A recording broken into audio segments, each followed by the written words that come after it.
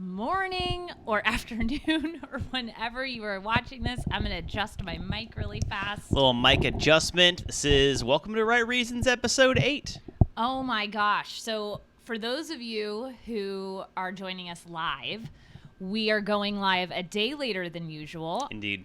I was in California yesterday and flew back. Well, I was flying back yesterday. I was on an airplane, technically. It would have been hard to record while you were not an airplane? here. So if this is your first time listening or watching, if you're listening to the podcast or watching us live on YouTube or the recording on YouTube, thank you for watching. My name is Kyle. I'm Rachel. We're co-founders of Wright Wellness Center, hence the name. Yes, and this podcast, this show is all about looking at The Bachelor, Bachelorette, Bachelor in Paradise, and any spinoffs to come through the lens of psychology, mental health, healthy relationships, which is the work that we do in the world. Yeah. And I also happen to be a Bachelor superfan. Superfan's a little strong. It's not. It's accurate. Is it? What defines a superfan? How many of the seasons have you seen? Almost all of them. There you go. Superfan. Yeah? Yeah. Okay, that's fair. That's fair. Yeah. So before we dive in, I just wanted to say thank you. We have had such an outpouring of support around this show and love and cheering us on, and you guys actually clicking the thumbs up on the video, which means everything. If you guys are watching this video, please click the thumbs up button. If you are listening to the podcast, leave a 5-star rating. You can write whatever the hell you want in the comment of your review, but please give it 5 stars. It helps other people find the show. And you guys have been outpouring with love through DMs, through reviews, through comments, and it means so much to us. So thank you, thank you, thank you, thank you from the bottom of our hearts for your support. I just wanted to acknowledge that before. Good acknowledgement, babe. Thanks. Okay. All right, let me pull up my notes. Okay. Hey, thanks for the thumbs up. Yeah, thanks. Okay, so it's the Hometowns episode. I can't believe it feels like we just started watching this show. Honestly. I know. It's like we started it with 4 guys, and it's the end. But I kind of forgot like whatever else happened in this season. Well, that's because it's been the Luke P show the whole season. It's the worst. So before we dive into the order that the dates were aired, I found out the order in which they were filmed. Ooh. Do you want to know? Sure. Okay, so because Peter lives in Westlake Village, which is actually, fun fact, where Kyle and I started dating. That's where we were opening up a restaurant together in Westlake Village. It's true. So that was a really fun thing to watch. Yeah. But the order in which they were filmed put Peter at the end because they filmed the rose ceremony in LA. So that was the last one to be filmed. So the real order was Luke in Georgia, then Tyler in Jupiter, Florida, then Jed in wherever they were in Tennessee, and then Peter. I didn't write down the locations, I just realized. I'm like somewhere in Tennessee, and I was like, where was that in Tennessee? I know. It was all over. So what was interesting to me is, the very end of Peter's date, Hannah seemed a little withdrawn. Mm-hmm. And watching it as a viewer, I was like, this is weird. It seemed like this date went really well. So now knowing that he was the last one, she's going into it like all up in her head. Yes. That So makes she sense. was already deciding in her head, like, who the hell am I going to send home? All of these went well, in her opinion, I guess. Mm-hmm. I didn't think they all went well, no. But it's fun to say when you're the lead, because then no one thinks too much about the dates. Yeah. But isn't that interesting that he was, in fact, the last one to be filmed? So it makes total sense that she was like... a little reserved. Yes. Little, like, focus on the future. That's what she seemed like, a little distracted. Yes. Whereas with all the other ones, she was very present. Yes. I also, the first thing that I noticed starting this episode out is that there's very clearly a out on dates, have fun, like styling for Hannah, and then there's the meet the parents styling for Hannah. All of a sudden, like the color palette she was wearing, the clothing, the way she was styled was so muted and like reserved almost immediately. Interesting. Even though that was the last date, so who knows? But I found it for all the hometown dates, she was dressed like you're gonna go meet your boyfriend or girlfriend's parents. It was really different. Of course, it would be kind of weird if she showed up in like a super, super revealing ball gown to someone's house. I guess that would be weirder. Yeah, she's dressed for the occasion. That makes sense. So she said the first date's with Peter that we get to see, and she says, I've got a date with Peter. It was really cute. She's very excited. And she talks about that when she was little and she would be playing with her Barbie dolls, that Peter was the type of guy that she saw herself with. And that early on, he did not catch her eye, that he kind of snuck up on her, that he was not somebody that right away she had this like, you know, chemistry, kind of like she had with Luke right off the bat. So that was kind of cool to hear. Yeah, it was nice for her to be kind of aware of the differences between that relationship and the other relationship she has, and her, you know, analysis of it. It's obvious that she's been journaling a lot and kind of deep diving into how she feels about these guys, which is great that she's focused on them based on how everything else this season has gone. It was really refreshing. And honestly, their date together, if you hadn't told me, I wouldn't have known it was the last date that she did before going to the mansion, because until the end, the whole thing was very refreshing, honestly. What about it felt refreshing to you? Well, it starts out with them hopping in his car, and... Pause. He calls his baby. I know. So, but that it reminds me of a mutual friend of ours who also has like a girlfriend-esque nickname for his car. It's like a fast car guy thing to like give your car a nickname. Personally, I think it's odd, but it's you know, like a whatever. Sexualization of a piece of look, no judgment. It's just odd. It's just strange to me. It is a little sexual. I loved this moment. So they're driving in his Mercedes, which, by the way, Westlake Village is not a cheap place to live. So for those of you who are not from California, Westlake Village is outside of LA. It's north of LA. It's near Agora Hills. It's near I forget the city name. It's where the Kardashians it's not a cheap area. And Peter clearly, I don't know if he lives at home or he just does really well being a pilot for Delta, which, by the way, is the airline he works for. It's exciting. Yeah, I know. I was listening to Juliette Littman's podcast, Bachelor Party, and she was talking about how she took a Delta flight, and she was like, is Peter in the cockpit? So Hannah's like, I'm going to go through your car. And she finds a condom in his center console. So I want to talk about this moment because Kyle and I watched the show separately for the very first time this week. It was not as fun watching it without Rachel there. I happened to be with my mom, which was so fun. But my mom and I actually disagreed on this moment. And so I would love to hear from you and kind of ask everybody listening, especially if you're here live or if you're watching the recording, to put in the comments, what did you think of this moment? It was normal. It's super normal. This is something that, I mean, I don't want to, use absolutes, but the majority of guys at some point have had this exact situation happen, where if it's maybe it's your car or it's your room or it's something, could easily be a condom here or there, or depending on what you're doing, especially if you're in a dating environment. And the way they handle it is so healthy because is it, yes, a little embarrassing? Sure. But it's also an observation as to his priorities around safe sex, which they talk about, which was awesome. I also thought it was really, really funny about how there was a religious card in there next to the condom, which is such a normal center console of a car of a guy thing to do. To like stick all your shit in there and then, I need this, I need that, and here's a condom. I thought it was super normal. And honestly, really refreshing. The fact that he's not overly manicured. There isn't the car was super, super clean, sure, but he still had his personality in it. He didn't sanitize his life to bring her into it. And I think that's what I took away from that is super cool. And she was really playful about it. She thought it was hilarious. Yeah, she was like, there's only going to be making out or something in only this car. Only making out in this car today. It was so I also found it very adorable. Yeah.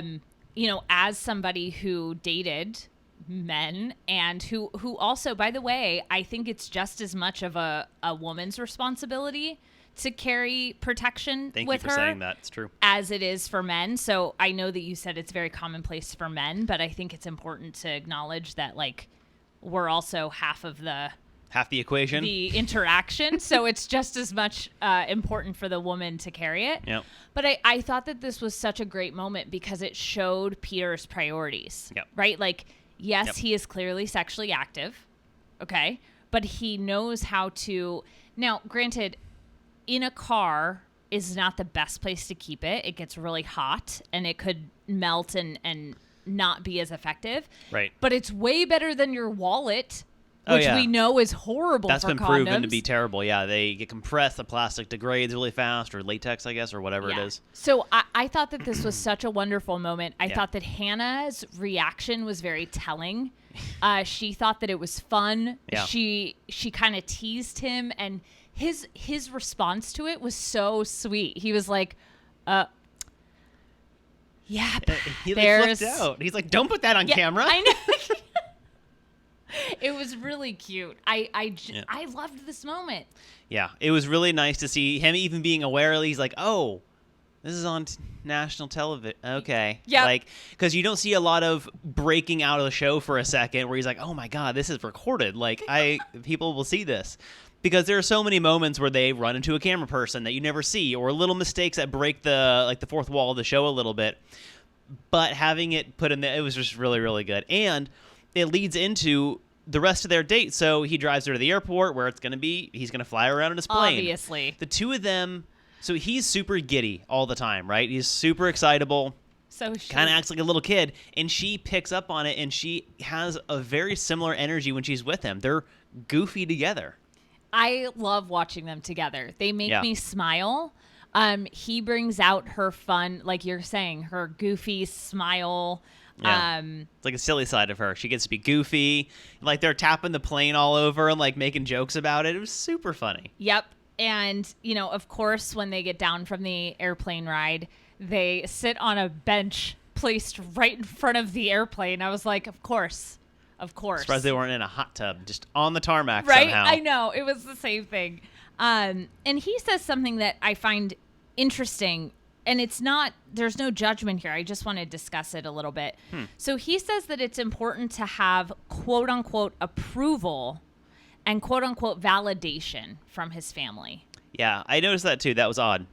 Well, I don't think it's odd necessarily. I think that a lot of people, including myself, want their family's support Yeah. in who they're dating. But the whole concept of having your family's approval, like, That's what I think is odd. yeah, I mean, I get wanting their support. I get wanting them to be on board and to address Right. any concerns that they see, or maybe there's a red flag that they see that you don't because you're so infatuated with the person. I wonder if it's because he's had challenges with that in the past. Maybe there's been a previous relationship with which his parents did not approve of his partner, and maybe he's just looking to change things up a little bit. Maybe he's excited to bring someone that he thinks his parents will like, that he also likes quite a bit. Yeah, that's a good point. I also think that you and I are so careful about language. We help people true. communicate every day. And so sometimes Kyle and I can be what other people perceive as nitpicky about language, but It's what we do. it's the only way to communicate. It's like So our jobs. the word approval and validation, even those two mean different things. And those are very different from I want my family's support, or I want my family to like my partner. Like, there's just different ways of saying it. And I found the choice of the word approval Interesting. to be very interesting. Yeah, it is. While they're flying around, Peter flies her over the mansion, and he's like, "Look, that's where we first met." So this has been a pattern with him. He has done very, like, I called it earlier. I forget exactly what episode it was and what he did now, because we've done 8 of these. And He does what I call really intelligent gameplay moves. Like, if he's there to form a relationship, he's hitting all the right markers on the way. And reminiscing about how they first met from a different vantage point, that's so smart. And not a lot of other guys have that opportunity on the show because of where he's regionally located and also can fly a plane.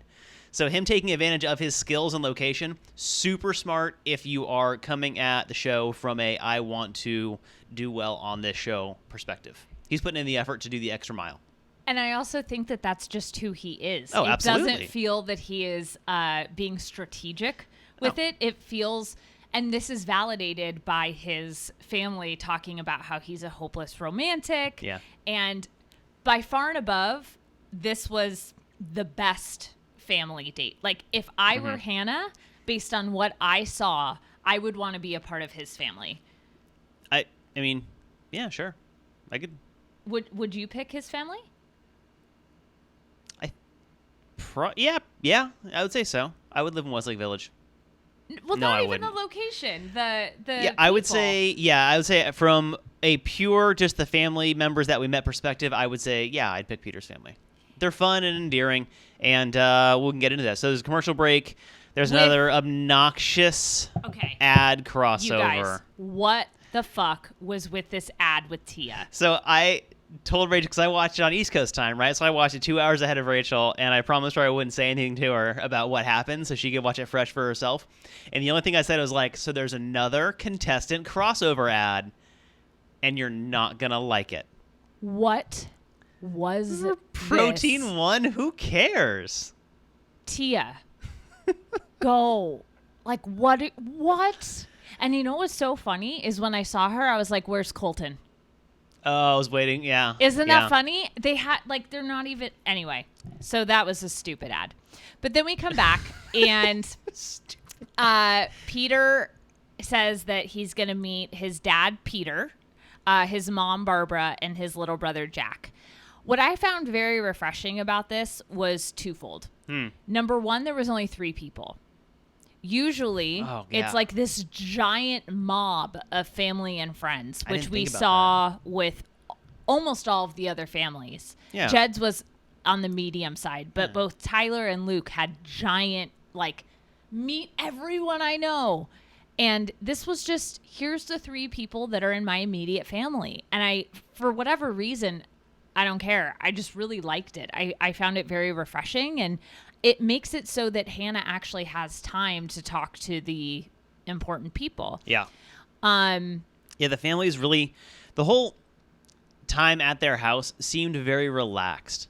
Everyone's just kind of happy to be there and talk to her a little bit and talk to him a little bit, and everyone gets to kind of be together as a group to see how the dynamic is, instead of it being like what you end up seeing in the other dates is, or the other family times. Is it dates if they're family there? Yeah, sure.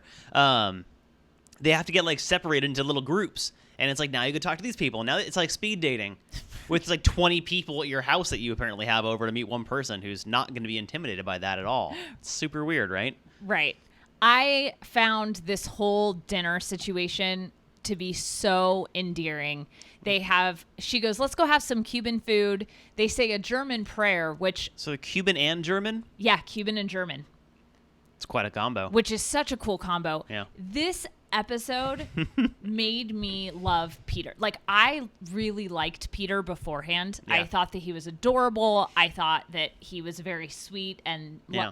One of the front runners from early on, too. This pushed me so far over the edge. Like, when he made this toast at dinner. Oh, where he got all choked up? And said that his grandparents would have loved Hannah and got choked up.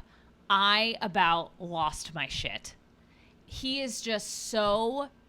You can tell that he feels his feelings and that while he may be afraid to express certain feelings, and that's okay, he can still access them. Yeah. And he's so real and just present. And his parents... Oh, his parents and brother. Okay, so the brother, Jack, as we find out, is his name. Who's also adorable. Although, can we just kill the trend of so-and-so's sibling for Bachelor? I don't care. Go on the show then. Make it a thing. But, like, the whole crazy hashtag this person for Bachelor thing after meeting the family member. Who cares? I mean, come on. Although every year. I do think that Peter put in a good showing for Bachelor if he does not. 100%. Yeah. So Yeah. Jack does a great job because a lot of the siblings, talking to the lead are always a little like, sometimes they're cagey and they're like, well, they have this history and I don't know if you're the right person and blah, blah, blah. That's pretty much half of the conversations from every hometown that I've seen, at least. I don't know about the super fan over here, but Jack presents Peter's dating history and emotional history really, really well. He shares that he got hurt in the past. He asks Hannah if they've told each other if they're in love yet. All these like check boxes, and he asks in a very non-confrontational way. Yes, non-judgmental. Which is so refreshing because so many family members are like, so, time for you to impress me. And the lead's like, well, I'm actually them, but okay. Like, if you're going to be a dick to me, I'll try to be nice to you because it'll look weird on camera if now I'm a dick back. That's confusing and challenging. So, yeah. Yeah, it was... Jack does a good job. Jack says that it's refreshing. I wrote down, it seems like Peter may have thrown himself emotionally into some past relationships very quickly. Yeah. And that they're kind of used to seeing him go all in and then get hurt. And that's something that I actually really relate to on a human level. I was that way when it came to dating and relationships. If I really liked somebody, I did not hold back. Even if it meant hurt later on or even making a quote unquote mistake. Yeah. Because to me, it was worth learning what the lesson was.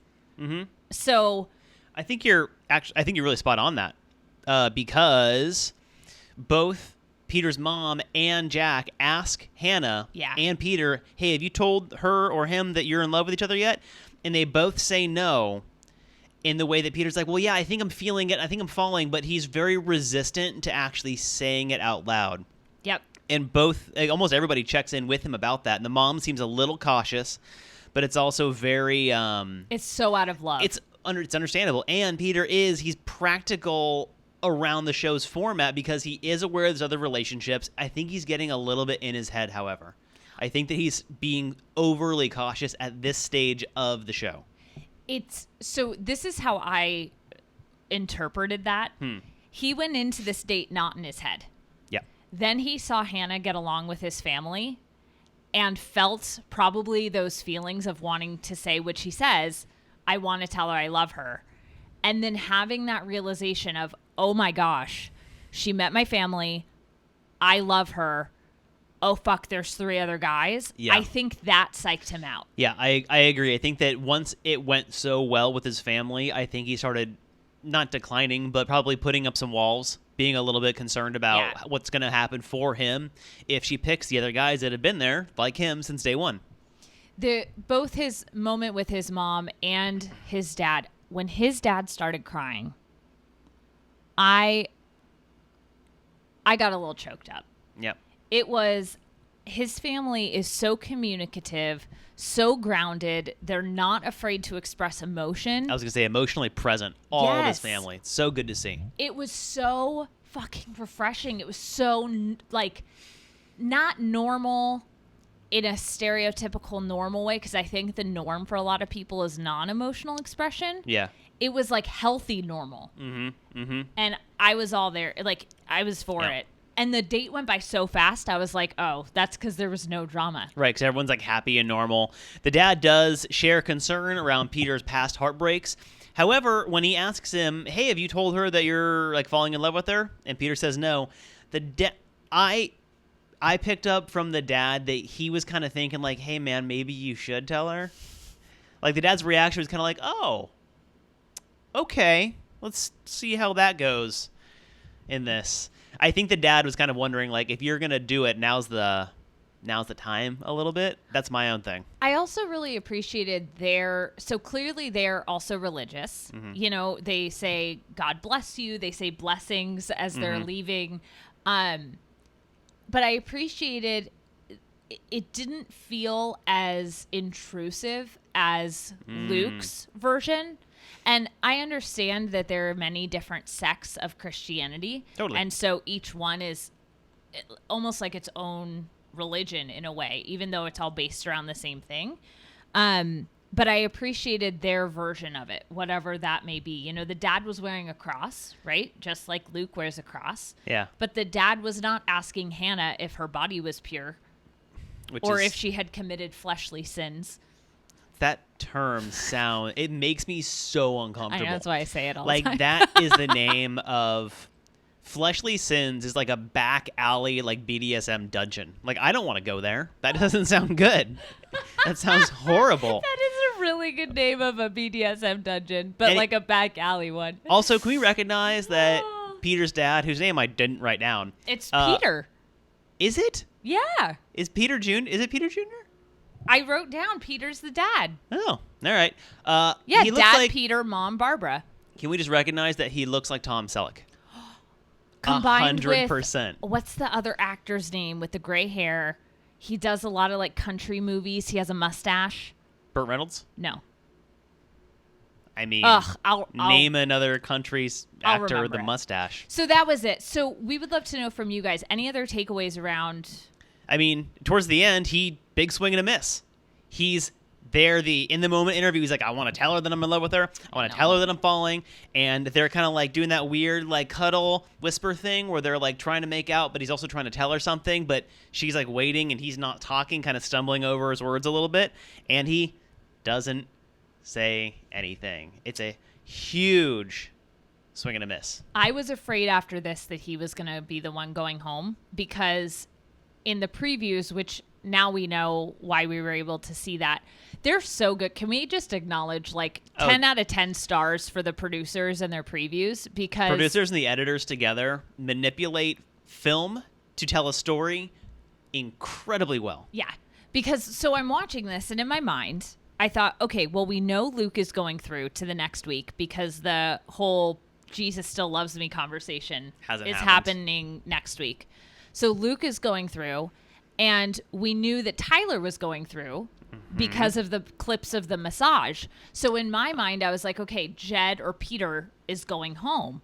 And after this date, I was terrified that Peter was going to be the one going home, because Jed and Hannah had told each other that they were falling in love. Well, and it was clearly eating at him after she left, too. Yeah. Like, you see her leave, and he's like, fuck. You can see inside of his head where he's like, God, I should have said something.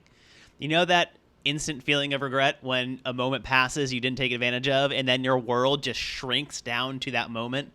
That's what was going on in Peter's head, and I feel poorly for him. However, if you want to, I don't know, you're on the show, got to take risks sometime, I guess. I mean, that's the whole concept, whole thing, right? Right. Yeah, Tamara, who's here with us, says, yes, the Webbers have a joyful, passionate, caring, benevolent approach to life and other people, which is the biggest example of spirituality you can have. 100%, Yeah. Tamara. So well 100%. said. That's beautifully articulated. All right. Commercial break. We go to Jupiter, Florida. It's time for Tyler, who is super stoked. Okay, so this was the very first episode that I preferred Peter over Tyler. Yes. And don't get me wrong, I still love Tyler. He is super hot and very lovely, and I want him to continue to go through, which he does. Spoiler alert, they all do. Which is so, we'll talk fine. about it. 2 days afterwards, we're fine. Hey, loved by you. How are you, my dear? So good to see you guys all here. It's so fun. I feel like we have our own little family here on YouTube that we just all get to talk about this together. But this was the first episode that I truly was like, I would have rather watched more of Peter's date aside from a few moments of Tyler's. And that was very interesting to me because in episodes prior, Tyler has been way more interesting to me than Peter. Yeah. The energy with Tyler was different. I think I understand why. Well, I think that he was super nervous to see his dad again. Because as we learn, he has not seen his dad since he left for the show. And this is like post-hospital and everything else. Okay, why? He could have gone to production and said, hey, can I call my dad? But this makes for better TV. No, I understand, but they would have not said no for him to make sure that his dad was... Oh, I think they may have talked, but he hasn't seen him. No. So here's how I know that they didn't talk. Okay. His dad is asking him about Hannah, and he's like, yeah, but how's your health? It was so clear in their conversation that they had not gotten an update. Tyler did not know about his dad's health. And I just, gosh, yeah. So, yeah. The normal thing starts with Tyler. They cue softcore porn music as Hannah and Tyler begin rubbing lotion all over each other. And then that's how they start their boat date, where he just drives around Jupiter, Florida, and shows her where he's from, which is fine. Super hot. Like, yeah. Let's just, oh my God. They have weird energy, though. They're flirting weirdly. This is my takeaway. She seems really into him. She does not seem into Jupiter, Florida. She seemed to like to talk to him and pay attention to him. Sightseeing in Jupiter so much, she did not seem to care very much. Is that just your bias around Florida? No, it's not. I keep choosing to go there for family member reasons. You do not choose to go to Florida. I choose to go to Florida. Anyway, to me, it seems like the first part of the date was a little slow. I feel like he's a little up in his head about the rest of the day. Mm-hmm. He keeps talking about seeing his family, and I know that's normal because it's like a big deal, but there's something else to it. I think you're right, probably, which makes me kind of sad, actually, that he hasn't spoken to his dad at all since he left for the show. And so then they do some weird live music and reggae dancing, and Hannah's on stage with a band. This was all very uncomfortable. The whole thing seemed weird, right? Yeah. How weird was that? No one else is like, hey, hometown, I go dance on stage with this reggae band all the time. Like, what? So here's my take of this.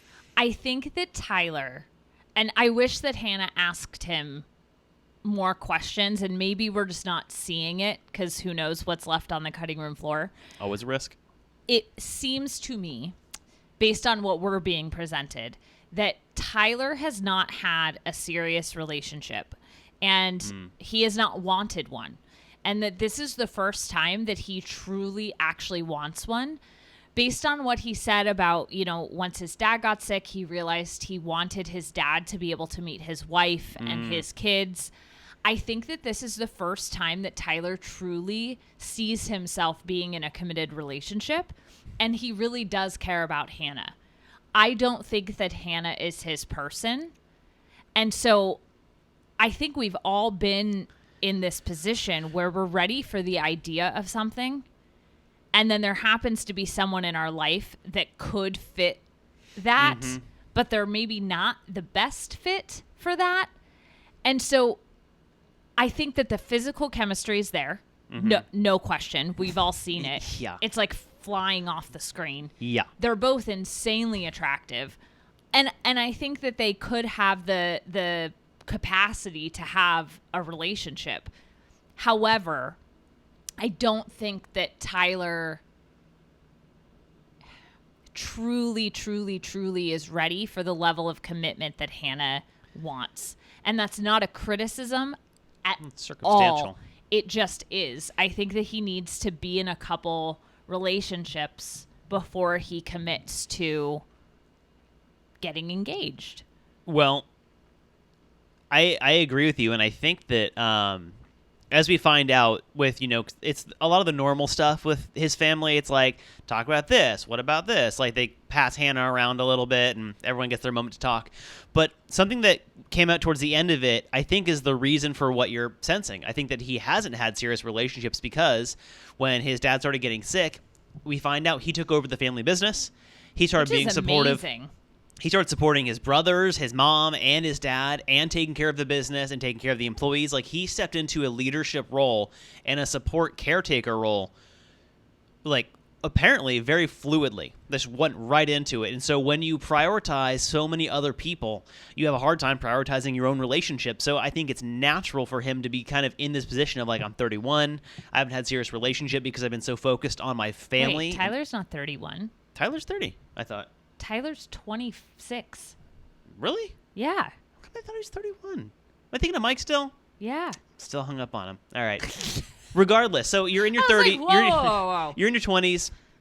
And Yeah, you've he's had 26. to focus on... Because the dad says he's 26, and that's an age where you can look at marriage. That's right. Yeah. That's right. That's right. So it seems like he prioritized a lot of other people before himself for a while, which it was clearly a role that he needed to fill. And there's tons of gratitude from his family. You can see it at almost every stage.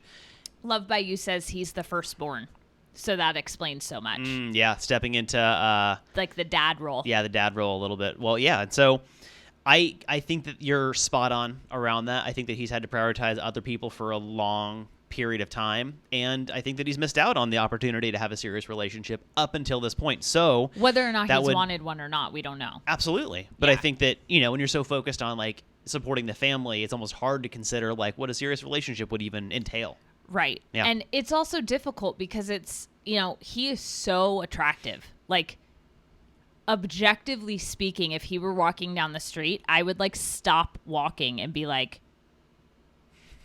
he is so attractive. He was doing fun runs in Central Park a couple weeks ago, and there was legitimately, what do you think, about 100 people? Oh, at least. Yeah. Like, running with him?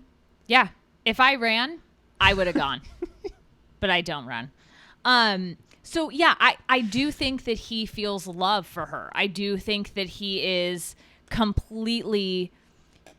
Tamara says, Tyler's date shows the price Hannah has paid for her obsession with Luke. She doesn't really know much about Tyler, which makes her inappropriate to be introduced to Tyler's ailing father as a fiance. I agree with you, Hannah. I think that Hannah's focus has been on Luke and figuring out, as she says, the jigsaw puzzle of Luke, which it's not a way I describe someone that I want to be in a relationship with. Just... Which I also think is why Peter was, quote unquote, in the background, because she's been so focused on Luke and the drama with Luke. Well, that comes up throughout the rest of the episode. Yeah. As an issue around the relationships that she's forming have not had the normal amount of time to grow, normal amount of time from the show to grow, because usually the show does not focus on one D-bag the entire time, supported by production. Yeah. So maybe they're dealing with the consequences now, which I'm frankly okay with. The date ends with them making out so hot. Oh my God. It's the car hot. straddle. I cannot. If I were younger watching The Bachelorette, I'd be like sweating watching this season them. And then Hannah G and Colton last season, which was actual softcore porn. It's old reliable, sex sells, and they lean on it when they have to. For me though, I don't find Colton attractive. I mean, like, I get objectively why he's attractive to people. Yeah. Tyler and Hannah though, different. I personally find them both very attractive. So, oh my God. And Hallie, you're so spot on. Hallie in the chat says, plus she's had this idea from the beginning that he's a player. That's what I was saying. Thank you, Hallie. I totally lost my train of thought thinking about Tyler shirtless. He is so attractive that she thought he was a player. And I think a lot of us at home also don't had take that. him as seriously. Like, it's hard to take someone, and this is like a shitty societal thing. Like, how can someone that hot be so kind and not a player? Yep. But why do we have to equate super attractiveness to like being a douchebag? But we all do that. Like, I totally did that. Hannah was doing that. So, Hallie, I totally agree with you. I think that it's hard to get those first thoughts and first impressions out of our heads, which is hilarious because it seems like Luke actually was more of a player, back in his fleshly sin days. Oh, God, I hate it. Than Tyler was. But we don't know because she didn't actually ask Tyler unless we didn't hear it. Fleshly sins sounds like a booth at the Folsom Street Fair. I like how you're just naming things based on... I mean, it's as horrible as... How about fleshly desires? That's the It's sex worse. toy booth at the Folsom Street Oh, Fair. Jesus. Okay. If you guys don't know what Folsom Street Fair is, it's a BDSM street fair in San Francisco, and it's a really Eye-opening. it's amazing. Google it. Not at work. No. Maybe open an incognito window Yeah. and then Google Folsom Street Fair unless you want a really weird set of ads. So coming to you. after they make out in the car, Tyler says, "I believe in her and I believe in us." We also missed the best quote, I think, in the entire episode from Tyler's dad. Oh, what does he say? Well, yes. Oh my God. Tyler and his dad are having a great conversation. Tyler's very much overwhelmed with emotion, seeing how his dad's so happy It's and so so much sweet. support, and the Oh. dad likes Hannah a lot. Could and, like, he be more attractive? the way that, I mean, regardless of how awkward the family situations usually are, I think that Tyler's family did really like Hannah. Like, I think that if she had a stronger relationship with him, I think that it might work out really, really well. I I agree. don't think that it will, personally, but the family did really, really seem to like Hannah quite a bit. And the dad and Tyler are talking about, he didn't really expect this to happen, to have these feelings. And Tyler's dad, which I regret now not writing. Did you write his name down? Yes. Hold on. No. No. He says, "You're going to meet my dad, my mom, and my crew." Yeah. Forgot that I did not write down the dad's name, my crew. He's so from Florida. I know. It He's just makes me think of Jason Mendoza from Jacksonville on The Good Place. Yeah, from The Good Place. Anyway, Tyler's dad says, "You can't plan to fall in love. It just hits you between the eyes, And it's so accurate because that's exactly how Rachel and I started out. And it's what happened to Tyler. And it's such a healthy thing to understand. And it honestly gives me, based on the online rumor mill and everything else, it gives me sort of a softened consideration of Jed, because if he's saying everything, if he's being honest now and he's like, I came on for music and then it turns out you're amazing and I'm into it, I can believe it, because if you didn't expect it, then there you are. So I think that the quote from Tyler's dad here is totally spot on. Love that. Love by you. You're right. So he does. At one point, he says, "Wow, what's this water in my eyes?" And like, clearly he's crying, which we call emotional sweating. I think, though, that It was good. Tyler is open to becoming comfortable in his emotions, and that's what is important. But I agree with you that he's not the most comfortable. Right. He also, his dad calls her Miss Hannah B. It's endearing. through the whole date, which was really sweet. And I wanted to note, Tyler's parents are divorced, and they were both there. That's cool. And it also seemed like, based on what they said, that his mom stepped up a lot when his dad was sick. And Yep. that was after they were divorced. That's cool. So it was really wonderful to see a family that had gone through, this tough time during the recession, really supporting each other regardless of marital status. Yeah. And that says a lot to me Oh, yeah. about who Tyler comes from. Yeah, I agree. And that's really cool. So overall, I really liked Tyler's date. I Yeah. just thought that Tyler himself, this was not like his best showing. Yeah, I agree with you. I think that, Does that make sense? Yeah, this compared to Peter's date, totally different. Right. Everything about it was different. The energy, the way it ended. But like, how much of that had to do with the fact that Tyler was focused on his dad's health? Right. Which- it has a variety of reasons, I think. Right. All So right. anyway, overall, like if Peter's date was an A+, this was like a B+. It's not like it sucked. It was just Right. It's like pizza. It's like, even if it's not the best pizza, it's still pizza, and that's good. right. Okay. So those are the first two, and then Hey. really those were, oh my gosh, we took 43 minutes to talk about the simple ones. Okay. I don't know. To be honest, the next one, I got a few talking points, and I am glossing. Luke? Yeah, because who cares? Obviously, a lot of people do. It's a dramatic thing. It's a big thing to focus on. But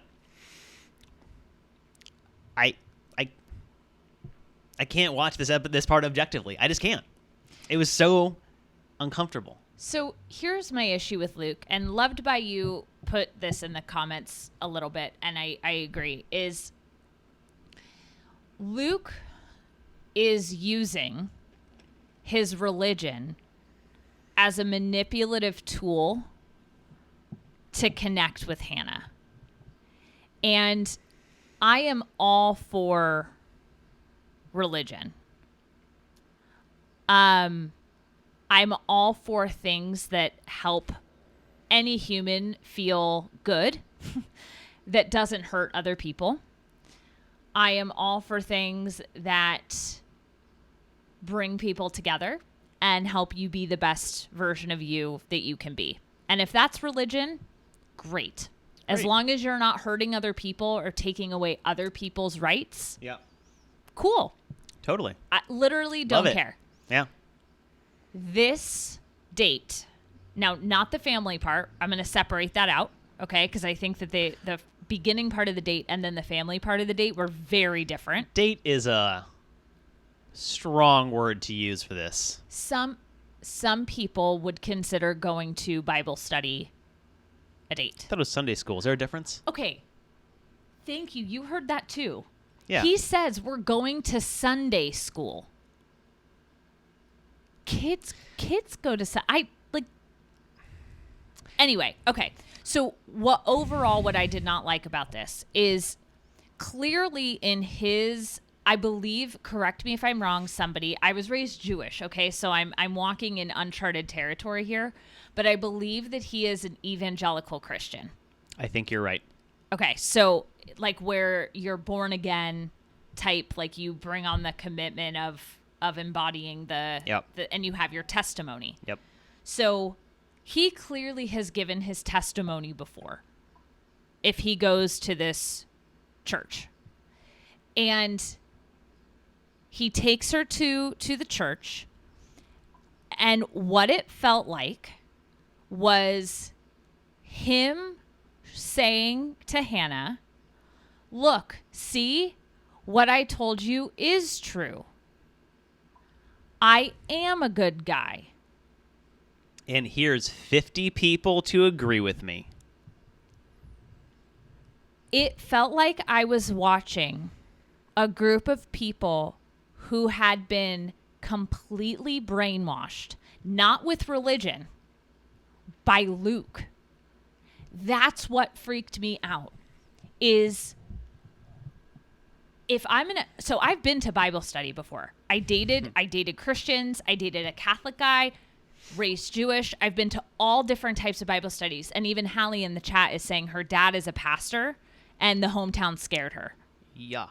So what I did not like about this was that the people in the Bible study or Sunday school or whatever were talking about Luke as though he was Jesus Christ. Meaning, Bible study is supposed to be about the Bible. And this was Luke sitting there watching Hannah ask people if he's a good guy. And he's sitting there watching, like, if you don't say I'm a good guy, I'm going to you don't even know. Now, he didn't say any of that, but it felt like he got the whole group of people completely like, okay, you guys, you have to have my back. You have to tell her all these good things. They're like, he's my best friend. He's the greatest guy ever. I'm like, not that many people like me. Like, it wigged me out so much. This is what I wrote down. I can't really watch this objectively. All this is a group of people who drank the Luke juice. Yes. Because, so let's look at this from a manipulation standpoint, right? So he's been gaslighting, he's been lying and manipulating Hannah psychologically and emotionally throughout the entire season. Produced by ABC and supported by the producers that we've seen on camera. He's had to defend himself against all the men, right? Defend himself because they're calling out his shit. They're trying to make sure Hannah's aware of what's going on, and he's succeeding at gaslighting her about it. So if you want to really drive that manipulation nail home, what do? You bring together a group of people who are going to reinforce what you're saying. That's why abusers, Hannah was never left alone. Yep. Of course she wasn't left alone, Jessica. Why would she be? Because then someone else can say something that he's not in control of. Spot on, Jessica. So he's basically getting a group of people together who is going to start setting his foundation against everything the guys have been saying. Now she's isolated. She is a perfect target for him to manipulate to victory. Even more. Especially more. Yeah. So instead of spending time seeing his hometown, which we didn't do. We went to a small, dank room with 50 people who are going to agree with Luke, and she got agreed with the entire time. And then we go to his family. This was a very controlled environment. This felt very intentional by him to limit her scope of understanding of the situation. And frankly, using religion, regardless of my own personal views around it, as the mechanism for that is pretty disgusting. Because there's so much benefit, positive, that can come from religion for many, many people. Yep. And this is the bad side. This is what people use to manipulate others. And this is why people will talk about religion as a form of control. And it's just so, it's the worst parts of it. It makes me really sad because there's so much benefit that comes out of it. Well, and what's so fucked up is that the way that he's using it to control has nothing to do with the religion. In fact, it's the opposite. The way that he behaves is the opposite of every principle of Christianity. Yep. Every principle he goes against. So I can only imagine, like, don't get me wrong, I don't think that one person represents a whole group of people or a whole organization. However, he is misrepresenting Christianity. Yes. In a major way. Yes. And he is using Christianity to say, see, Hannah, I'm the same thing. And hold on, there's this one comment. Tamara said, did you notice Hannah's reaction? She said Luke really lives his faith. No, if Luke lived his faith, she would have seen it over the past weeks. Bingo. Agreed. His words say one thing, and his actions say something else. Lucy, I thought this looked like a cult meeting from the very beginning. This is the cult of Luke. Everyone's there, and someone else in the chat Go ahead. just a second ago, who was it? Oh, Hallie. The way that the girls and the guys in this group were looking at Luke was identical, and it made me think they wanted to fuck him also. Both the guys and the girls were like, Luke is... They were doing the thing that the stereotype of like the 1950s girl around like Elvis does, where they're like, he's amazing. That's how these people are around him, because he has fully ingrained himself as a perfect person for their little group. That's not a cult. It was it was terrifying. It was weird. The whole thing was so uncomfortable. I didn't like it. Also, if faith is one of your core things, actually bring her to a Bible study. Right. Open up a Bible. Or your favorite like religious person's like whatever. Yeah, like, go see a sermon. Yeah. Talk about a passage in the Bible. They literally were not doing anything but talking about Luke's character. Yeah. It was so not... Oh, God. It was like everything that I thought was going to happen happened. Oh, 100%. And in one way, I was like, okay, I'm glad. But the problem is that Hannah, again, is so in the vacuum that she's not seeing this. Yep. And so she's like, yay, Luke has his faith. Okay. So then we get into the family portion, which was fascinating. So here's my first takeaway, and really, I have a pretty small amount of takeaways from this because it's odd. And his dad and his brother are named Mike. Correct. And his sister-in-law is named Hannah, and he seemed very excited about that, and it was odd to me that he led with that. Because he was doing the thing where he implies that he's going to be with her no matter what. And so he's like, see, now there's 2 Hannahs and 2 Mikes. Isn't that funny? It's not funny. Yeah.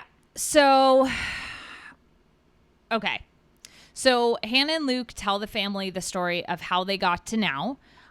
His dad says that he doesn't understand how this dynamic could have occurred and seems confused.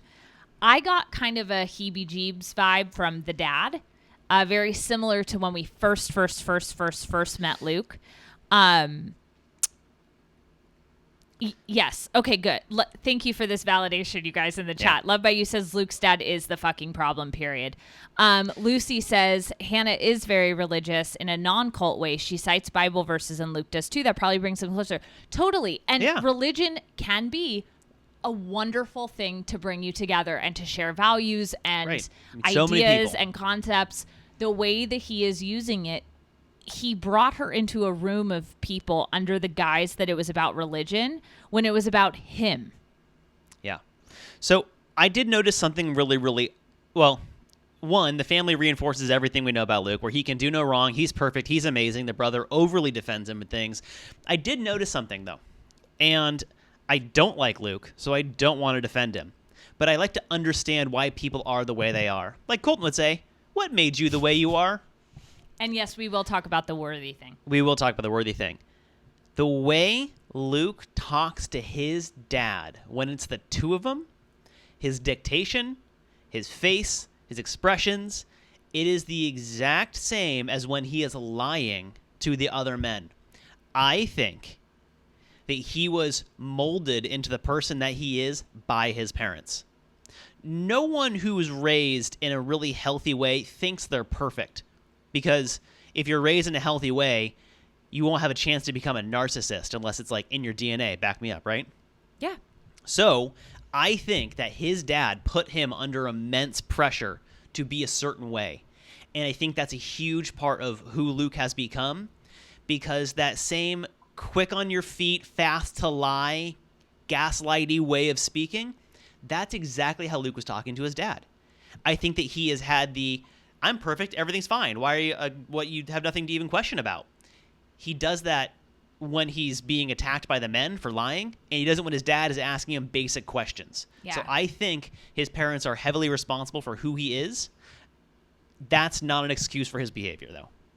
No, I agree. And look, all of our parents shape us to a certain extent. And as we become functioning adults in the world, it's our responsibility to figure out what is serving us that our parents taught us and showed us and wanted from us, and what is not. And that is being an adult. Yes. So Chat is blowing up today. You guys are killing it. I know. I love this discussion. I need to scroll back through. So let's talk about this worthy comment. Okay, I wrote down something that I forgot about, and I'm gonna crack myself up. But we'll talk about the worthy thing first, and then we'll get into it. So obviously we don't like it. I don't really know what else to say. That's how it's hard to say. Like if she's the lead, she can tell him to kick rocks. But not even, okay, outside of the show. Oh, yeah. Outside of the show. Worthy's not really a word that you use to describe like a potential partner. Usually it's like compatible. Or like anything valuing both partners equally. Usually that's the place to go. So no, it's that. It's that. Yeah. It's worthiness of the woman being, it reminds me of like when there were dowries. And it's like, she's worth 5 cows. And they're like, I don't know, she's worth 2 cows. No, I think she's worth 3 and a chicken. Like, the dad 100% has imparted this misogynistic inequality onto Luke. Yeah. And the chat is blowing up about how his parents are divorced. Mm-hmm. And I agree, the mom was way sweeter. She really focused on him opening up his heart. And it almost looked like she was like grieving during her conversation. Like, yeah, it was odd. It very. So yeah. Yes. His dad was looking at Hannah like, what is she worthy of taking on the Parker name? Which is so wrong on so many levels. In fact, Luke says, I wrote this down. Luke says, I'm being real, or if I'm being real, I can't see this not working out in the end. I look in her eyes and I see Mrs. Parker. He says, I know it's there. And then I wrote down more of that knowing bullshit. What if she knows something else? Right. And not only that he knows that she wants to be with him or is in love with him or whatever, but then also she's going to take his last name. like, I understand that she comes from more of that traditional thing. And look, I took Kyle's last name. Like, I'm not saying there's anything wrong with that, but the assumption that there's no discussion around That's it. the issue. It's the assumption that she doesn't have a perspective. Yeah. Or an opinion or value. I don't know. The Yeah. way that this is what I wrote down. I forgot about this and I cracked myself up a second ago. The way the dad talks about Luke is the way that Tom Cruise talks about Scientology in that one YouTube video that came out where it's a thing where it's him being interviewed for Scientologists. And it's that video that wasn't supposed to be released. And he's talking about how this is amazing. This is the person you are. And only, it's that weird glassed eye situation. And that's all I could think of was Tom Cruise talking about Scientology whenever Luke's dad would talk about Luke. So weird. Yeah. And what was, okay, so this was also really bizarre. When Hannah was talking to the brother and the sister-in-law, Hannah, who is a piece of work, yes, as you all are saying in the chat, she was asking him about Luke. And he said, no, he's not like that. And then he described exactly how he is and was like, he's like this. And it was what she said. Yep. He basically said he's going to fuck up all the time. He, yada, yada, yada. And then when he realizes that he is being in the wrong, or if he's wrong, he will apologize over and over and over again. Right. It was... So Luke says one more dumbass Luke thing. He says to his family, she needs, by the way, not I want her to see. It's she needs to see genuinely me. So let's examine that just for a second. She needs to see genuinely me, which is terrible grammatically. If you've been so honest and real like you keep fucking saying, then what else is there to see? Yeah. She needs to see what? What else? What's like the magic? Surprise, I'm actually not a misogynist dick. I love you and I care about everything. Yay, feminism. Like, what? He's not going to change. She's seen it all. There's no new thing. There's no next page. There's no whatever.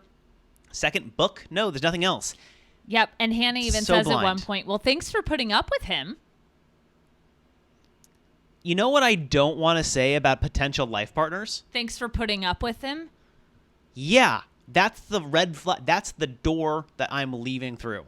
So you guys in the chat who are here with us live, I haven't seen her, whatever you're talking about on her Instagram. Can you guys fill us in and just tell us what Hannah Parker had on her Instagram?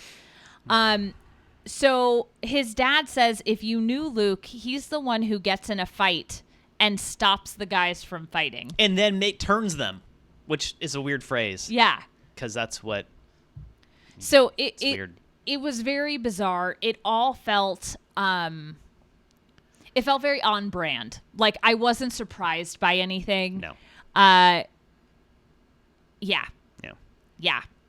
And this is what's hard is that Jed and Luke, Jed is right now online getting more shit than Luke is. Yep. And I want to be very, very, very clear that what Jed did is not cool. It's pretty scumbaggy. What Luke is doing, that's a whole different ballgame. Mm-hmm. Jed lied. Okay, a lot of people lie, and a lot of people cheat on people. Mm-hmm. And a lot of people will make decisions and then look back and say, oh, wow, that was kind of shitty. Let me work on that and not do that again. Right.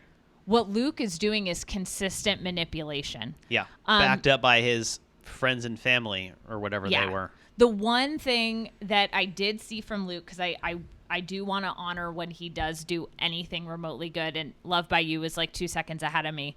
For the very first time on the show, he apologizes to her without a caveat.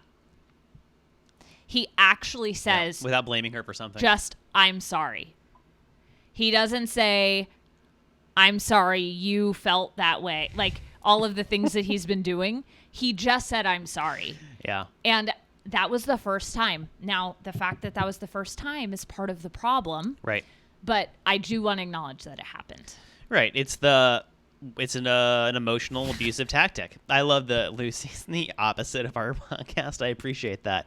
That's really funny, Lucy. This is also a tactic of someone who's being emotionally abusive, is that once everything is controlled, she got the reinforcement from the church group, she got the family treatment, all these things, then they're alone, and he shows one positive nugget for her to latch onto and forget all the stuff that happened before because it works. Yep. As we see happen because she says she's falling in love with him. Okay, so this is the last thing I want to say about this date. Awesome. And this encapsulates everything and why this is a problem. She says to him, "Hey, we had a good day. All day." That's like a big deal.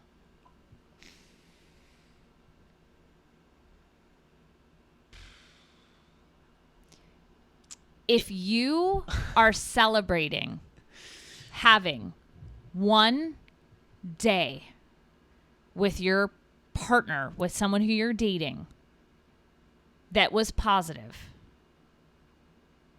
that is a serious problem. And she said it so seriously. Like, Hannah was so grateful to have a day of not fighting with him. Go ahead. I'll cut you off. I know I've been in a relationship or have dated someone where I felt that way before. I've known people very close to me who have been in relationships like that before. It is so painful to watch and to see. That comment made my heart crack in half. And like, yep. I want to play that back to Hannah in that moment, like right after it happened, and say, listen to yourself. Listen to how happy you are that you had 8 hours or 12 hours of a good day. And you're in the quote unquote honeymoon phase.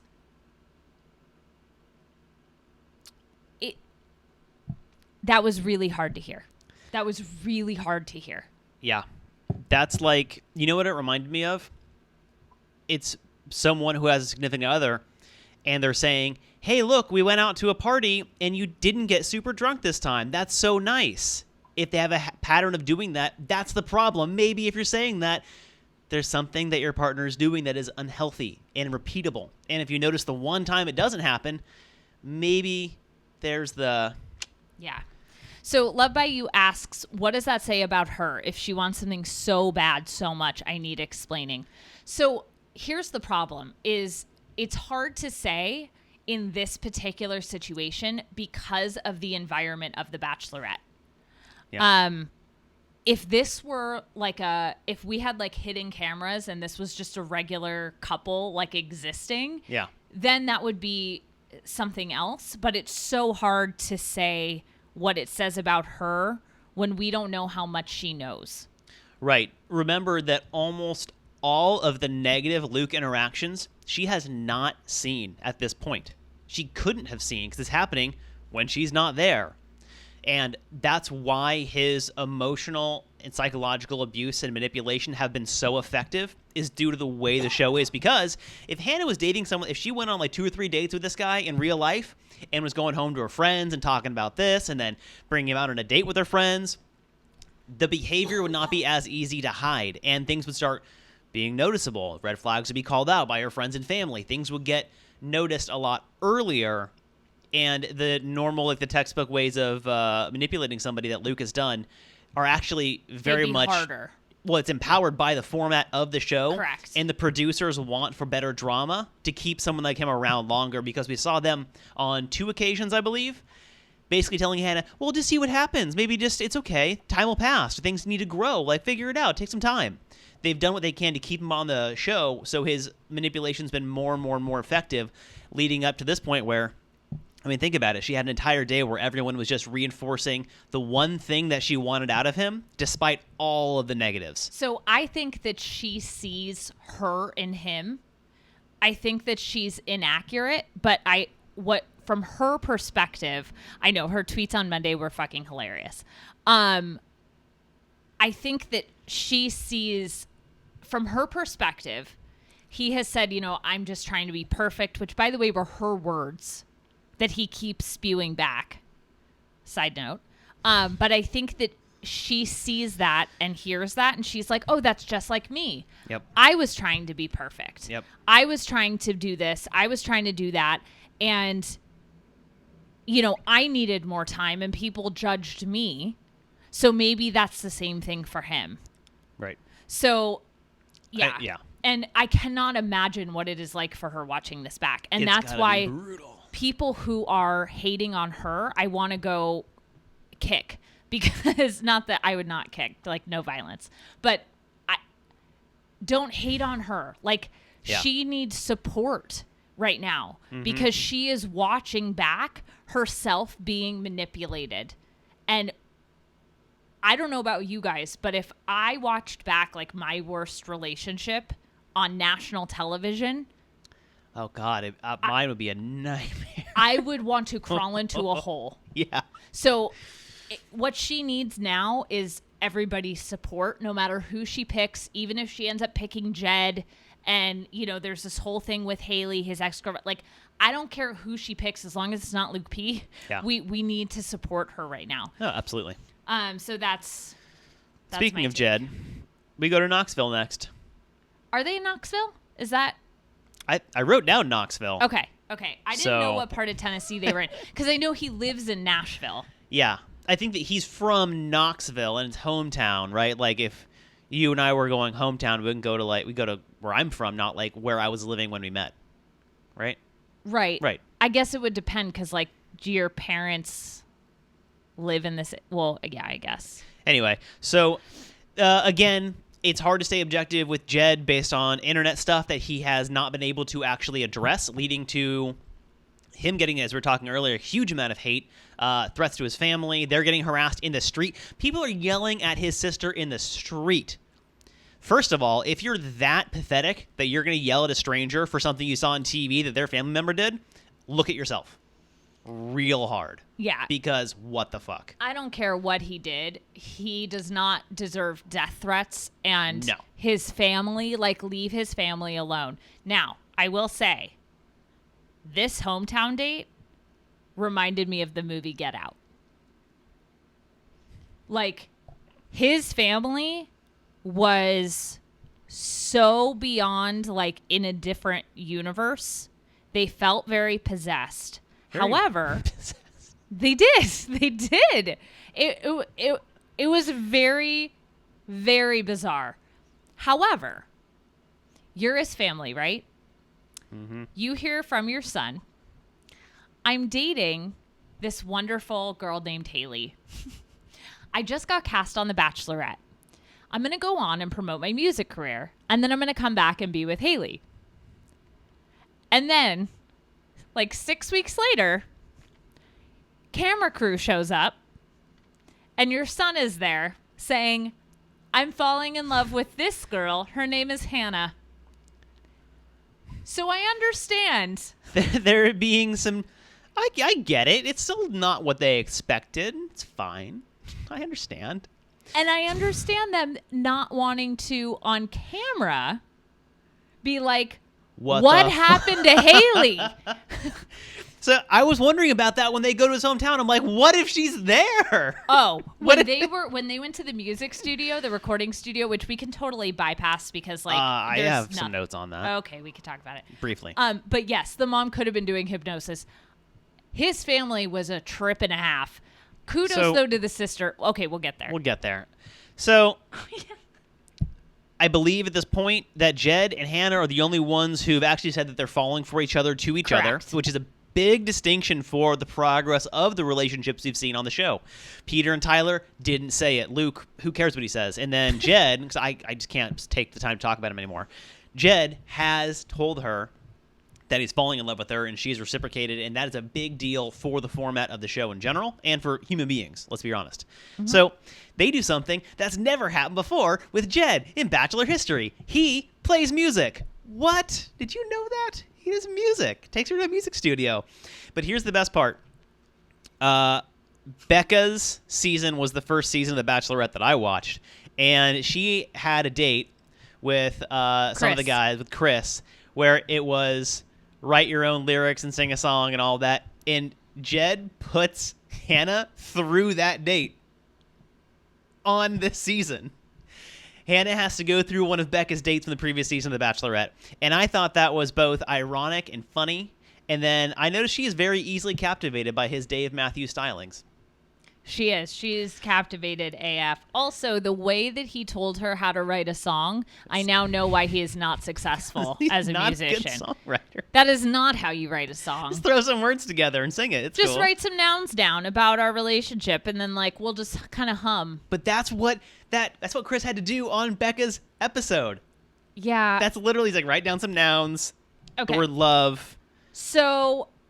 So there's the date. They make out a lot. I feel bad for the sound guy in the recording booth. I felt bad for everyone on because this it was just tongue, lip sounds, and you know that he hears way better than what we could hear in our It was so. By the time we got to this part of the episode, I was so like, burnt out.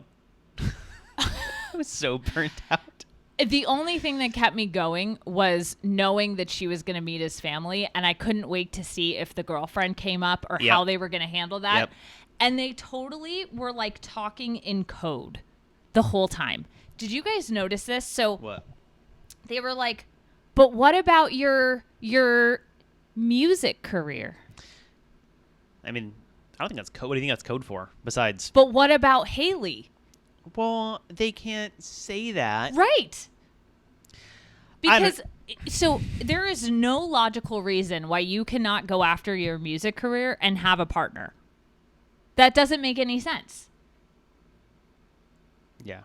If you replace, and 100%, yes, Love by You, they have insane chemistry. They are very cute together. I actually think that they could be a successful couple. And I think that we all have to remember that in real life, there are many, many, many couples who are happy together who, when they met, were dating someone else. Yep. So I think it's really important to recognize that it is the format of this show that is villainizing that. Mm-hmm. I don't agree with his choices. I'm not saying that they were right, and I don't think that he's any less of a liar in that way. But, when Kyle and I first started dating, well, okay, let me rephrase that. When Kyle and I fell for each other and realized that we wanted to start dating, I was dating someone.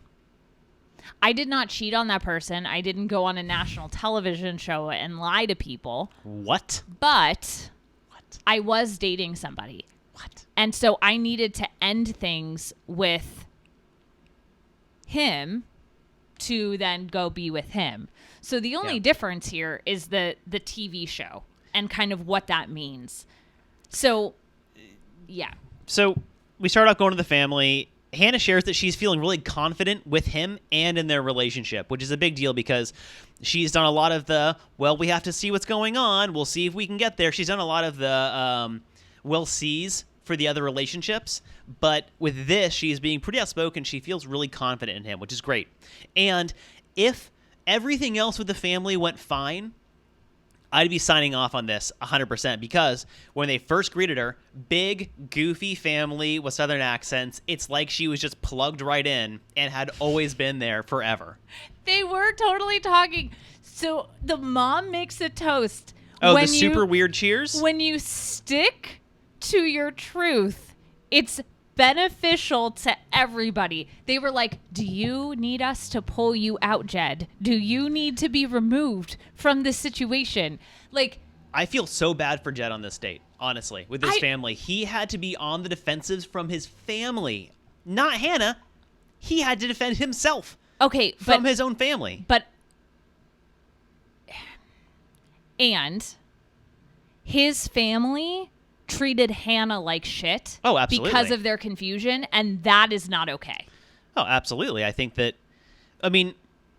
this is what happens when you aren't forthcoming about what's happening. Correct. And you build on a lie because if you are not there like Luke to maintain the lie, the lie will spin out of control and Yeah. start affecting a lot of other people. That's why lying generally isn't a great thing. Well, and this is the difference between a manipulative person. So Luke controls his lie so that it doesn't spin out. Jed told a lie, and then now it's like fucking spiraling, and no one knows what to do. The family is so confused, and in turn, they're being an asshole to both him and to Hannah. Yeah. It was so. The mom has a really negative view of the show. She keeps talking about her own son as, well, he's just one of the guys. And Hannah's like, no, but I'm like falling in love with him. She's like, yeah, but he's just one of 4. So how am I supposed to take that seriously? She says, oh, you probably say that to everybody. And she's like, no, I just said it to Jed. And then she's like, I'll take that. That's cute. Well, and that's the problem here is that if you want to challenge someone's reason for being with your child, right? If you're the parent, you want to make sure that their boyfriend or girlfriend or whoever is a right fit for them, compatible, equal value of partners. Touch back on what we talked about earlier. You need to be able to hear what they have to say when you present criticism. Hey, are you ready to have a kid? Are you ready to get married? Are you ready to, hold hands or whatever it is? But when the person you're asking the question of responds, you need to listen. And the mom didn't want to hear a damn thing Hannah had to say. No, the mom was so rude. Yeah. I wrote down, was she drunk? And the diploma thing? Okay. Dude's going on national television to make a music career. He's already written, I believe, an album. Like, he's a musician. He's a stripper. Who plays music in front of the nation. On TV, not as a musician. Fair enough. He is not a successful musician, and that's fine. That is a hard industry. He is not that good. Like, I love doing theater and singing. It is not my career. Right. It's right. So they're perplexed by this whole situation for a multitude of reasons. My issue with it is not their confusion. I understand their confusion. Yep. He left with a girlfriend saying, I'm going on for my career. And he came back like, I could get married. And they're like, what the fuck happened? Like, were you brainwashed? Like, did Luke brainwash you? I don't know what's going on. Mm-hmm. My issue is the way that they treated Hannah and Jed. Yeah, it was... They were not hearing, just to your point, they were not hearing anyone and what they were saying. Now, again, we still have not heard from Jed about this situation. He can't. He cannot legally, he cannot speak out about this. Unless he feels like burning a couple $1 million. So, 5 to be exact. I said a couple. So, I really liked Jed at the beginning. If you go back to episodes, you can hear us talking about how we appreciated his honesty with the music thing. We don't know what the full story is with Haley. I'm not saying Haley is lying. I think that he was definitely in a relationship with her. Yeah. I also think that it's possible to be in a relationship with somebody, to meet somebody else, and to realize, I actually like this person more. This is a better fit for me. Yeah. And then not be able to call your other person because you're on a TV show with no cell phones. Right. Like, what do you do? So I'm looking forward to having Jed be able to talk and to hear his side of things. Yeah, Zelia, that's the non-disclosure. If they spoil punishment. the ending, it's a $5 million fine. Yeah. And Loved by You, yes, I want to hear Jed speak on it. Absolutely. We cannot all just say, oh, well, she said that this is the exact truth, and so this is what it was. And even if it is, we need to hear what that process was for him. Yes. Like, you need to understand the situation from both sides with equal representation instead of sort of the bandwagoning of hatred. right. And I'm not blaming Haley for coming out. I know the media got wind and was going to share the story without her. And she was like, no, it's my story. Right, I'll tell you what happened. Right. I don't blame her for anything. In fact, I feel horrible for her. Right. I think the whole thing boils down, for me, the whole issue with the family is that they were fairly disrespectful to both of them. and they're prioritizing his music career when he's trying to tell them, okay, he's trying to prioritize, or they're prioritizing what he said was his dream, right? Yes. And then he's sitting across them saying, hey, I know I said this. It's not or, this is an and. I want to do that, Bingo. and I want to do it with this chick. Bingo. So isn't that exciting that I now have found someone that I want to have be a supportive person in a way that I wasn't aware that I was ready for, in addition to continuing my music career. And his family didn't want to hear that part. They were in the absolute mindset. It's got to be just this or nothing. Yep. Where he's like, it's still that. I played music today with her. And then, but with her's the point.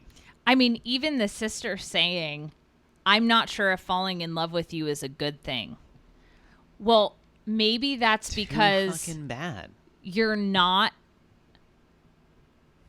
like, if she's talking about the fact that he has a girlfriend, then yeah, that's confusing. Yeah. But this whole thing was so awkward. To me, it was one of the best hometown dates in terms of we have never had, and correct me if I'm wrong, you guys, but I don't remember ever having such a twist of what the norm, quote unquote, is with hometown dates. Mm-hmm.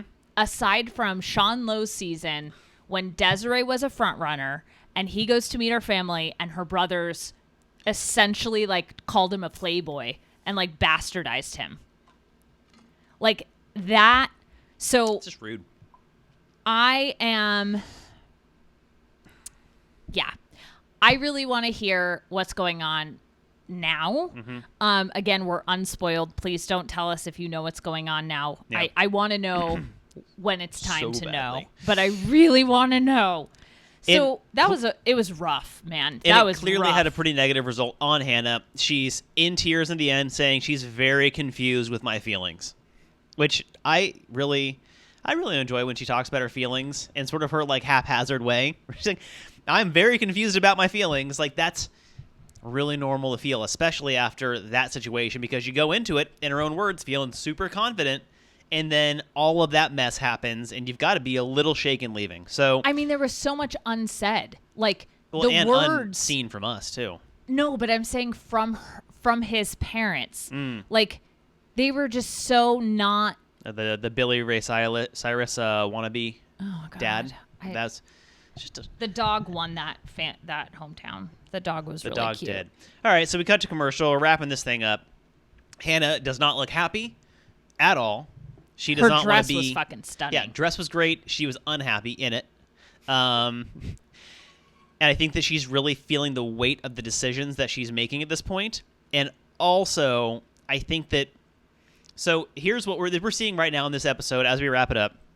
The culmination of the Luke P problem and production more or less allowing a contestant to hijack the entire season for their ratings, which I hope that there's some form of backlash over this, because this season has been dominated by a storyline I don't want to hear. Yeah, but here's the problem. The ratings are really high, and we're all... How many of you want to tune into Men Tell All and After the Final Rose? More than ever. I just want to be there I when know Mike I gets do. announced as Bachelor. But the point is that we all want to tune in, and that's what they want. Well, right. I get it. But here's the issue.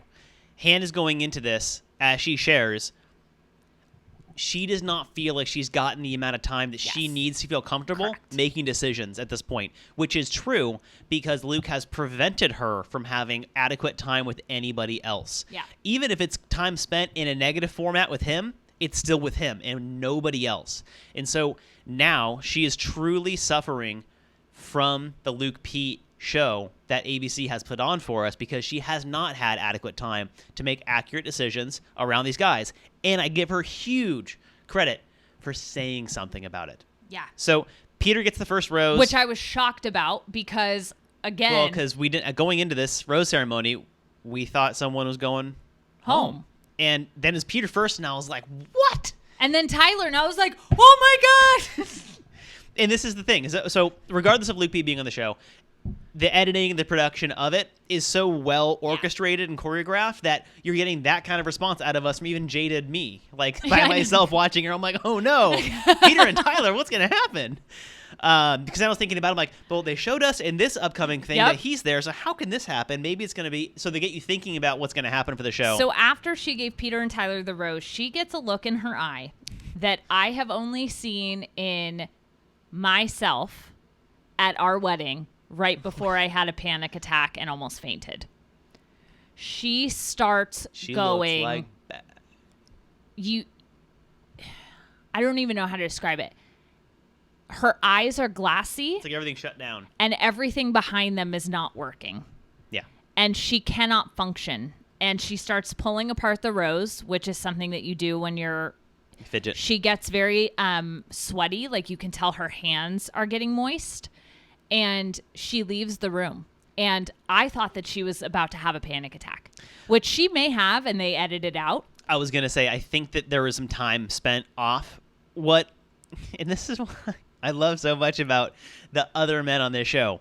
She leaves. Something's clearly up. Tyler immediately walks around Luke and goes to hang out with Peter and Jed. And he's like, what do you think's going on? You're going to be okay, Jed. Like, don't worry about this, man. You're going to be awesome. And they're just talking because there he is in that support role again, but it also reminds us of the bond that all the guys have formed. Yeah, absolutely. So Chris finds Hannah, checks to make sure she's okay. She says no because she's telling the truth, and I love that. We go to commercial, comes back. She's not sure who to pick. She says she needs more time to find her person, and she's not able to really dive into things the way that she wants to. It's more of that vague stuff we've heard earlier in the season. I don't know what she's waiting to dive into, but there's clearly something underneath the skin that she wants to get at, and for whatever reason, she's found the time that she's had not enough to really share it or express it or connect with the guys. So Tyler consistently comforting Jed and talking shit about Luke to him, which is hilarious. She says, I don't think that I've had enough time to meet all of you. Meet all of you. Or to get to know all of you the way that I want and to connect and to grow our relationships. And Chris brings out a fourth rose. It was... Well, no, he brings out two roses because she destroyed the other one. And he goes, that's right. Hannah, the roses you requested. Mm-hmm. And I wrote down, holy motherfucking shit, they're both going through the next week. Mm-hmm. This is unprecedented, you guys. We've never had four. Four fantasy suites. Do you remember, for my fans of the show, do you remember Caitlin's season, they punished her for having sex with Nick beforehand and took away one of her fantasy suites. Ridiculous. So at least we've been moving forward progressively in terms of Hannah's going to have 4 fantasy suites, and that's awesome. Oh yeah, the apple, orange, kiwi, cantaloupe. That was hilarious. When she's like, how do you compare an apple to oranges to a kiwi and a cantaloupe? So we find out 4 fantasy suites. She gives out the roses. Jed, understandably, from my perspective, does not look stoked on this. Yeah. He doesn't like being, because from our perspective, he was picked next to Luke as one of the 2 last guys. I mean, clearly, because the other 2 had roses. Right, so he's upset that he's even in the same category of, like, selection as Luke, because, which I get. Whatever. He, flawed person as everyone is, really. He still knows what Luke really is underneath his skin. He's seen it firsthand for consistent weeks. Yeah. So I understand, because he shares that he's a little uncertain as to how he feels now based on this decision process, because from his perspective, it has to eat at you that this girl that you're in love with keeps bringing this openly abusive douchebag everywhere. And then it seemingly is a selection between you and him at the end, and she's like, well, I guess both. That would undermine my thoughts about the person I was after and then also myself. That's got to be really challenging to deal with. Yeah, and I think that why a lot of people didn't receive that well is because of what we know about Jed's girlfriends. Right. I think that if the stuff about Jed had not come out, nobody would have said anything about how he felt. I think there would have been an outpouring of support for Jed, actually, in this situation. Yeah. So next week is Fantasy Suites. It seems like now they're really good at manipulating us as viewers with the teasers. It seems like Luke goes home next week. So the question is, will she send another person home during a rose ceremony next week? Or will Luke go home and then bring 3 people into the finale? I don't think that they will bring 3 people into the finale. I think that she will cut. We'll see. 2. We'll see. And let's remind everybody that we only saw Hannah tell Luke to go home, which he's already done. So who's to say if he's going to respect what she has to say? Right. And we don't know the context. Right, of course. The finale was 2 days with Ari as well. I think it's been 2 days for a while. Actually, we need to put that in our calendar. Oh. Yeah. So that's it. All right. It was a very interesting episode. Definitely got some good data about the families. Yep. Overall, Peter, lovely, wonderful family, A+ date. Front runner? Peter right now? I mean, not for Hannah, for me. I would say based on this episode, I would move, like, if I'm having like little chess pieces, I'd move Peter like just a little bit ahead right now based on their family situation, interactions in general. Right. If I were in the Bachelorette position, the way that I would rank the dates for myself would be actually the order that they went in. Because, you would actually do the Luke date before Jed? I would switch those. Well, objectively, but if I was in it, at least Luke's family was nice to me. That's true. Yeah, I guess. I just don't want to like anything about him. No, me too. But like, how could you say I liked these people who were totally rude and didn't listen to anything I had to say? Fair enough. I would guess I would put that ahead because of the date itself, the daytime part, where they actually went and had fun together and were not in some sort of like confirmation bias, brainwashing thing. I understand from the outside perspective. I'm just saying if I were her. Oh, yeah. All right, sure. So we'd love to know from you guys. What are your thoughts? What was your favorite date? It's a doozy of an episode. Yeah, an hour and almost 40 minutes. Holy bemoly. Some throat lozenges after this. Thank you so much for being here with us. Yeah. Don't forget to hit the thumbs up, leave a comment below, rate and review the podcast on iTunes, share it with your friends, hang out with us on Instagram. Neither of us are drinking Luke juice. Nope. Freaking fresh out of Luke. We're allergic to Luke juice. Like deathly. Come hang with us on Instagram. Oh, that's Rachel throws her phone. We're at the right reasons. I think that's it. Anything else? No. We'll see you guys next week at our normal time. We'll be live Tuesday morning at 11 a.m. And that's it. bye, guys. Bye-bye.